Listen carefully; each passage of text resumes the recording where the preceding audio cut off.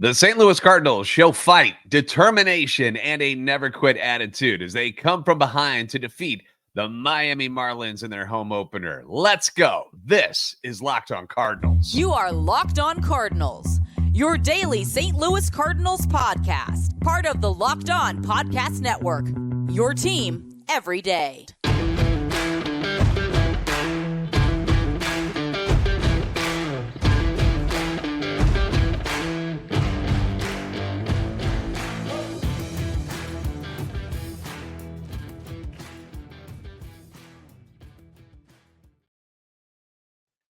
Hey there, Cardinals fans. I'm JD Hafford, and I'm a national radio sports anchor, born and raised in the Lou, and a lifetime Cardinals fan. And I'm your host for Locked On Cardinals, part of the Locked On Podcast Network, covering your team every day.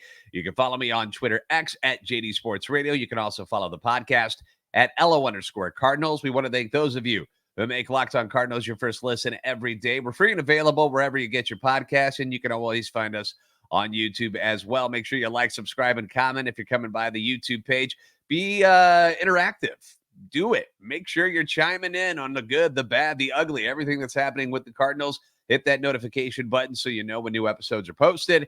This is a show serving Cardinal Nation and giving the best fans of baseball all of the info about the birds on the bat.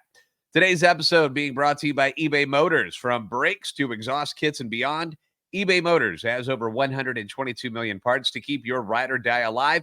With all the parts you need at the prices you want, it's easy to bring home that big win. Keep your ride or die alive at ebaymotors.com. Eligible items only. Exclusions apply. eBay guaranteed fit only available to U.S. customers. So the Cardinals are really wearing out the injury list already in 2024, aren't they? Because before we can get into what happened in Thursday's game, we got to start with what happened in Wednesday's game in San Diego, because it had a significant impact on the lineup for Thursday and possibly could have an impact on what the Cardinals look like moving forward here in the immediate future. Now, both Brendan Donovan and Willson Contreras were out of the lineup for the home opener on Thursday after getting plunked by pitches in Wednesday's game. Contreras got hit on the back of that left hand, and then Donovan was hit twice in the game, with one of the pitches catching him flush on that surgically repaired elbow. Not great. The lingering pain and swelling kept him from being able to throw or even extend his arm upon swinging. So that's not good. Contreras sent in for an x-ray on Thursday after experiencing more pain in his left hand, but those came back clean, which is great news because I was pretty nervous about that one. But Willson Contreras said he did take some swings on Thursday, but the issue with his hand was while he was catching. That's where he gave him the most problems. So he has what is described as a bone bruise right now on that glove hand. He's hoping after taking yesterday off and, they got today off. It's their first off day, that he'll be back in the lineup on Saturday. That's the hope. We're not sure. Donovan made a similar statement after Thursday's game that he should be good to go on Saturday as well. Not quite sure why the Cardinals have dealt with so many hit by pitches so far this year, but somewhere Ron Hunt is smiling about it. I'm sure none of them have seemed intentional by any means. Some of them have just been pitches that got away from the pitchers, and some are probably due to them trying to pitch our guys inside, which is just part of the game. But the Cardinals have been hit by a pitch 10 times already this season. Only Cleveland has more with 11. Donovan's been plunked 4 times already, which is tied for first in the league with the Guardians' Andres Jimenez. And then the injury news kept coming. Then we find out a little bit before game time that Matt Carpenter was going on the IL after suffering a right oblique strain while swinging a bat.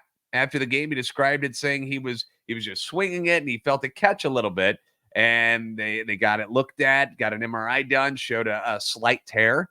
So they decided to shut it down. And he said hopefully he'll be able to get back, as soon as his IL stint is over. It's the 10-day IL. So they're hoping to have him back on the active roster when that's over with.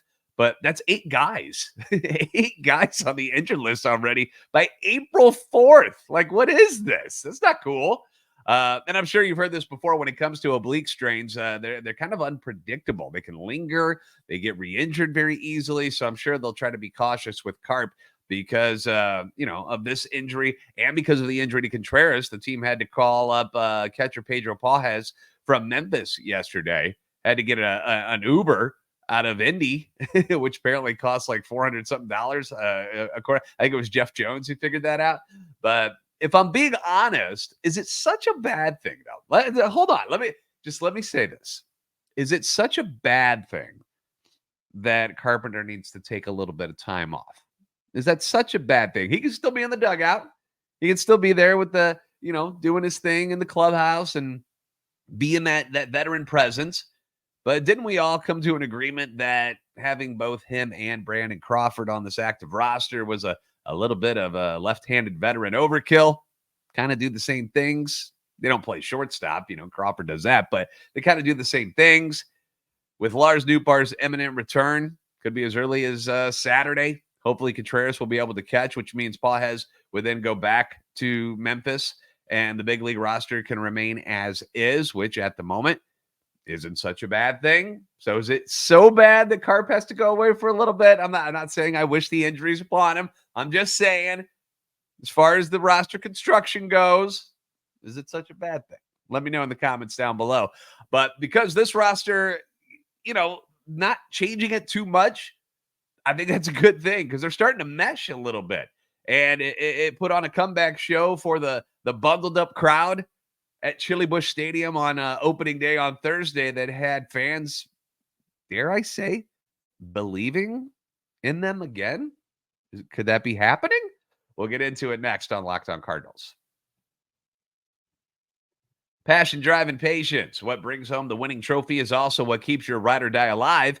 eBay Motors has everything you need to maintain your vehicle and level it up to peak performance. From superchargers, roof racks, exhaust kits, LED headlights, and more. Whether you're into speed, power, or style, eBay Motors has got you covered. With over 122 million parts for your number one ride or die, you'll always find exactly what it is you're looking for. And with eBay Guaranteed Fit, your part is guaranteed to fit your ride every time, or you get your money back, which is the way it should be, right? If I order something and it doesn't work, I should get my money back. And eBay doesn't mess around with that because with eBay Motors, you're burning rubber, not cash. With all the parts you need at the prices you want, it's easy to turn your car into the MVP and bring home that win. Keep your ride or die alive at ebaymotors.com. That's ebaymotors.com. Eligible items only. Exclusions apply. eBay Guaranteed Fit only available to U.S. customers. You shouldn't have to worry when you buy tickets to your next big event. I don't know if you went to opening day or not, but you shouldn't have to worry about trying to get tickets to go to tomorrow afternoon's game. And Gametime is the fast and easy way to buy tickets for all of your sports, your music, your comedy, your theater events, all of this stuff that's going on in the St. Louis area or wherever you are at right now. Gametime has got you covered with this stuff. Like, they're the ones you've got to trust. I trust them. You should. They got killer last minute deals, which are always great. You just kind of wait it out a little bit. And then as you get closer to game time or whenever your event starts, click on the Gametime app, check out those last minute deals because people will drop the prices big time. And then you'll be able to score and get cheaper seats to go to whatever it is you're into. They've got the all-in prices. So no like surprise taxes or anything weird coming on there at the end where you think you got a cheap deal. And then all of a sudden you're like, wait, these are now more expensive. What happened there? Doesn't happen with Gametime. You get views from your seat. You get the best guarantee, the best price guarantee from them. They take the guesswork out of buying tickets. For a limited time, all users can get $20 off any MLB purchase of $150 or more in the Gametime app with the code, which is First Pitch, by the way. Terms apply. That's code First Pitch, FIRSTPITCH, for $20 off until April 14th only. Download the Gametime app today. Last minute tickets, lowest price guaranteed.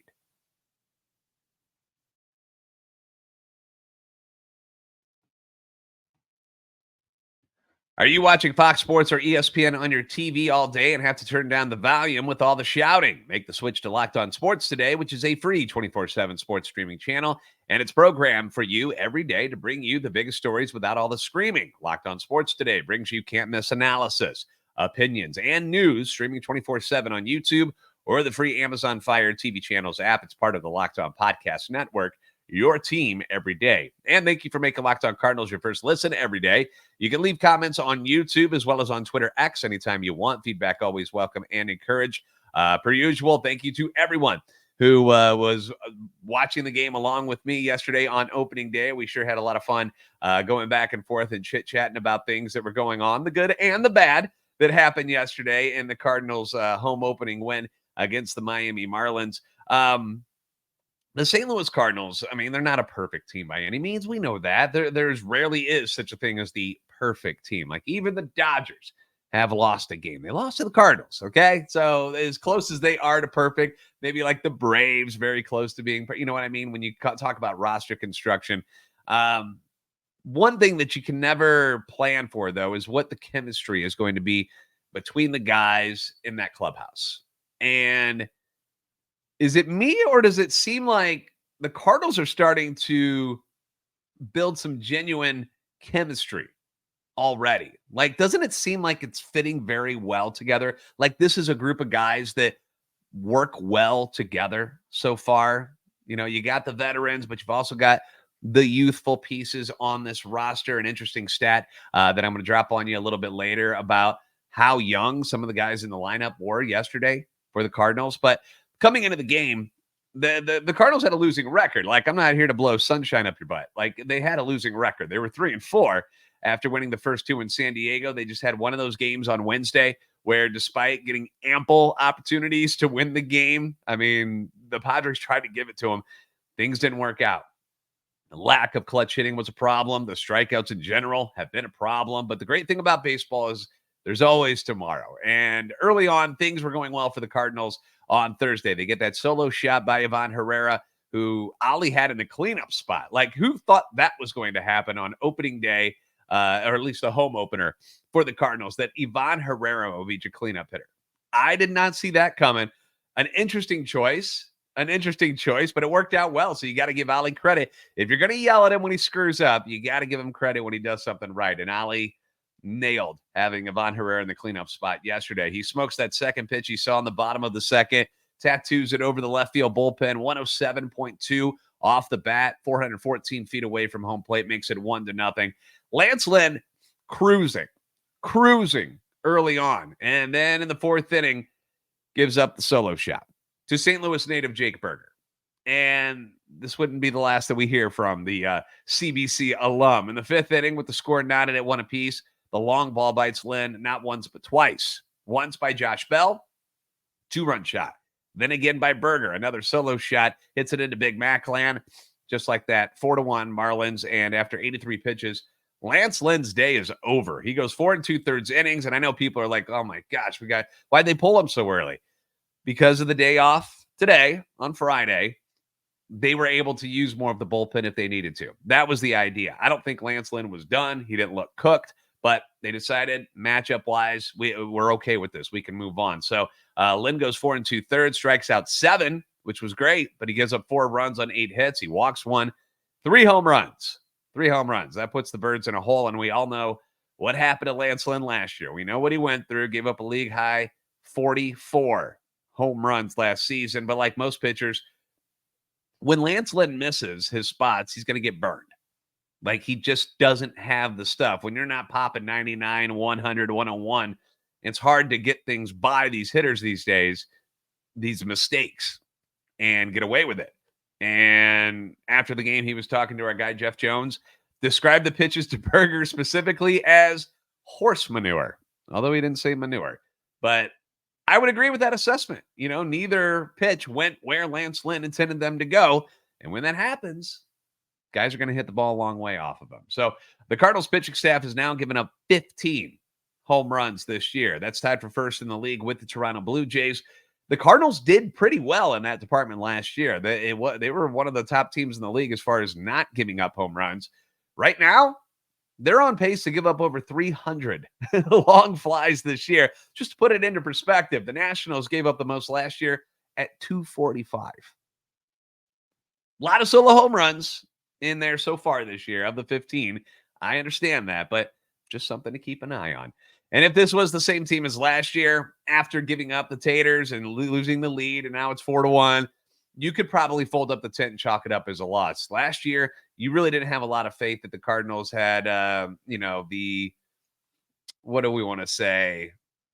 The moxie, if you will, to come back in games. Like, it seemed like as soon as they got down, they were toast. And this team feels different so far this year. And it's the young guys who have kind of made that difference, who lead the comeback in this one, thanks to also some shoddy defense by the Marlins. Michael Ciani leads off the fifth, gets hit by a pitch, another hit by pitch. Victor Scott hits a ground ball. Second baseman Luis Arraez, very good hitter, not a very good second baseman. Throws wildly to second, trying to get the lead runner. Ciani goes to third, Scott to second. That brings up Paul Goldschmidt. And this is a situation where Goldie and Arenado have to come through. This is why they're getting paid the big bucks. These are why you're sitting in the lineup where you are. You know, this is the reason why that you guys are supposed to be the best hitters on the team. Situations like that. And they've come up multiple times already this season where the lineup has shone the light right on Goldie and Arenado to come through and be something big for the Cardinals, and they haven't done it a lot so far this year. But both Goldie and Arenado, they've had a rough go early on, but eventually they got to break out of it, right? You know, you keep putting them in these situations to succeed, and eventually you think that they're going to come through and do it for you because they've done it for such a long time. So the fifth inning, Goldie doesn't get a hit, but he grounds out. It's a, you know, he at least puts the ball in play. A lot of strikeouts this year, but he gets one run in, and then Nato hits a double down the line, driving in two. We got a one-run game, but then you get back-to-back ugly at-bats by Herrera and Gorman, two of the young guys, both ending in strikeouts, and that snuffs out the threat. And the strikeouts, I want to, focus on this for a second.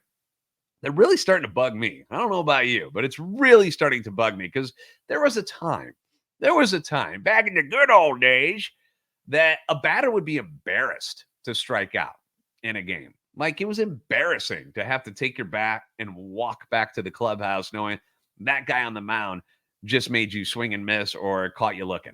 And the Cardinals clearly don't feel that way. It's just not that way in baseball all around the league, really, because they continue to get just mowed down left and right by opposing pitchers. The Cardinals now lead the league with 83 strikeouts, which is one more than the Dodgers, who have played one more game than the Cardinals. They're striking out 31% of the time as a team. 31%.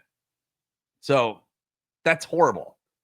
That's about 10 strikeouts per game, which is just unacceptable. Last year, the Twins struck out a record-setting 1,654 times. The Cardinals are on pace to strike out just under that. They're not on pace to beat that, but they're still on pace to strike out the second most times ever in a season for a team. Not a record you want to have, guys. Let's work on that. But luckily for the Cardinals, this is not the 2023 team. It's not. And they showed something that last year's team just didn't do enough of on a daily basis. I'll tell you what that is next on Locked On Cardinals. Baseball season is officially underway. Don't miss your chance to add your favorite players from the diamond in your PrizePicks entries, whether it's strikeouts, RBIs, or first inning runs. Take your pick of more or less and add them to your PrizePicks entry today.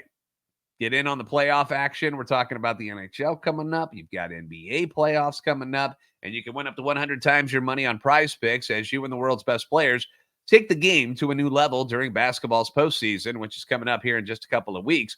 My favorite aspect of PrizePicks, and I'm sure it will be one of yours if you haven't tried them already, is how quick things go and how easy it is. Like, I don't like confusing things. I'm not the smartest guy in the world. I don't want to be confused when I'm trying to make a simple bet on how many, strikeouts Steven Matz is going to have on Saturday. I don't want to be like all freaked out by what's going, like, what am I doing? What are all these numbers?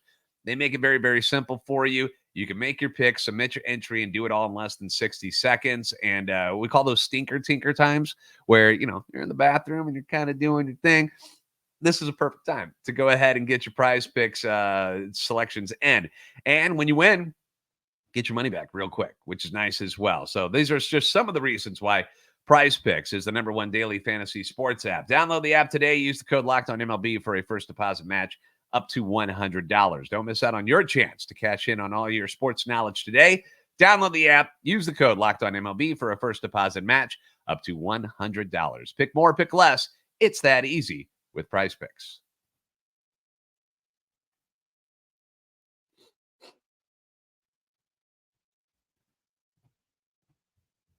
Locked On has launched the first ever national sports 24/7 streaming channel on YouTube, and now it's also available on Amazon Fire TV and the free Fire TV channels app. Locked On Sports Today is here for you 24/7, covering the top sports stories of the day with the local experts of Locked On, plus our national shows covering every league. Find Locked On Sports Today now available on the free Fire TV channels app. So asked about his team after yesterday's game, just something like, what about these guys? What are you thinking about these guys, Ali? And manager Ali Marmol said, if I can narrow it down to one thing, this club is going to fight. I think we've shown that in this short period of time. And as corny as that sounds, because it does, he's right. He's right. Last year, the team always seemed like it was just kind of waiting around for something bad to happen. As a fan base, that's how we felt. They go up, up 4-2 in like the 6th or 7th. And you're like, yeah, but they're going to screw this up, right? We were expecting something bad to happen. They played nervously last year. They played scared. Even in games they were winning, you were just waiting around, waiting on that other shoe to drop where you're like, Gallegos is going to come in and blow it. Somebody's going to walk a couple guys and screw this up. So-and-so is going to make an error in the field. They'll mess it up somehow. But so far this season, to me at least, it doesn't feel that way. It doesn't feel that way. And I think it's because of all of the young talent that's been in the lineup so far. There's a really good mix of vets and youth right now. And together, they were able to rally in this 7th inning on Thursday. Started thanks to another error by Luis Arias. Again, great hitter, not a very good infielder. And by the way, like watching yesterday's game and seeing where the Marlins are now, like they haven't won yet. They're 0-8. Do the Marlins not remind you of last year's Cardinals? Like, think about it. A lot of good talent sprinkled around the field. You've got some names that you're like, wow, this is a pretty good team. But they're dealing with some injuries. They make a lot of dumb mistakes. They've got bad defense. You saw that on display yesterday. And their bullpen's getting torched. Like, these are all things that the Cardinals went through last year. It could be a long year in Miami for Skip Schumacher and company, especially if these injuries keep happening. So no Sandy Alcantara, Yuri Perez gone for the year now too. 2 of your best pitchers gone for the season. So could be rough in Miami this year. Anyway, back to the game. Goldie gets on with that error by Luis Arias. And then it's Arenado with the single. Nato, a sneaky 3 for 5 yesterday, by the way. They weren't loud hits. The double was a nice one, but they weren't loud hits, but 3 for 5 nonetheless. Hopefully that gets him going in the right direction.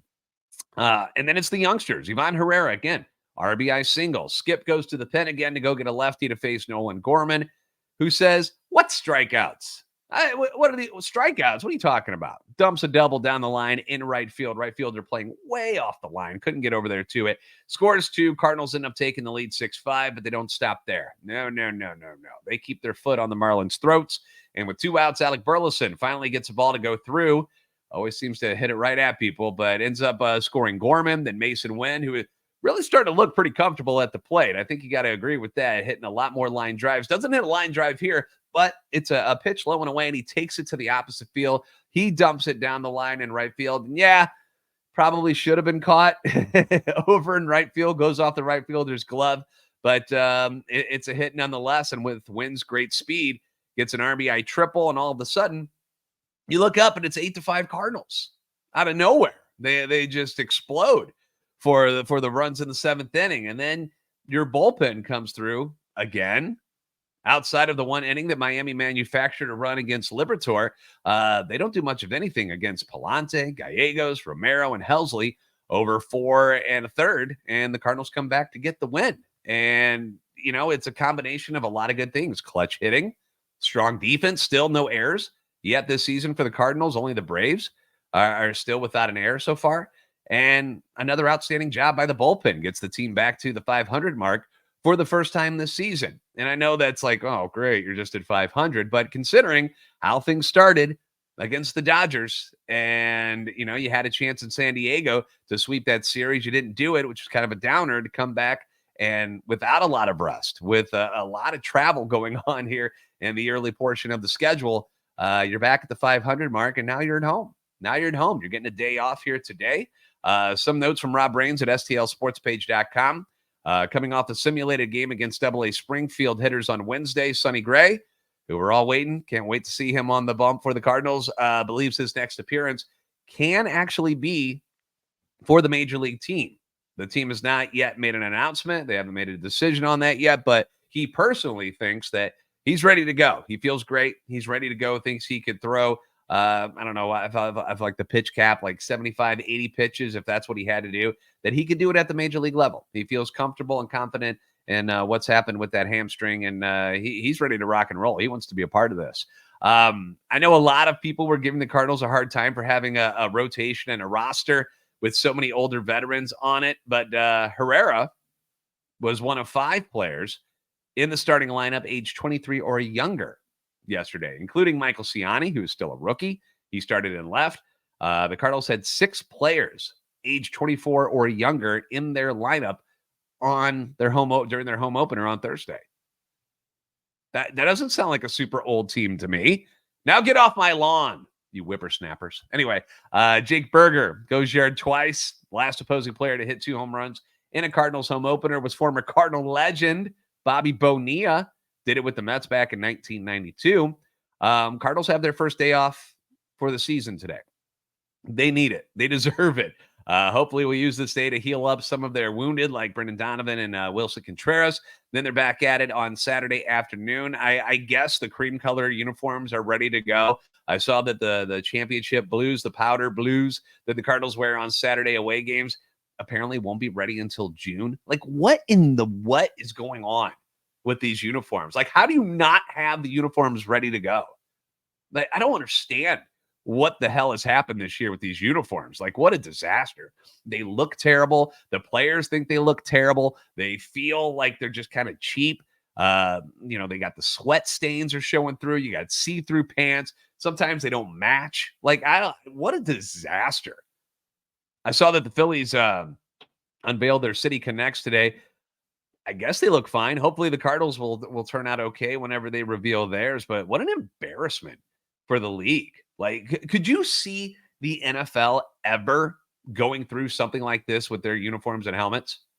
Like, if they were to tell, like, the Packers, your away jerseys won't be ready until week 8. Like, what the hell is going on here? Like, I don't understand it. I don't get it. It doesn't make any sense to me, but no chance does something like this ever happen in the NFL.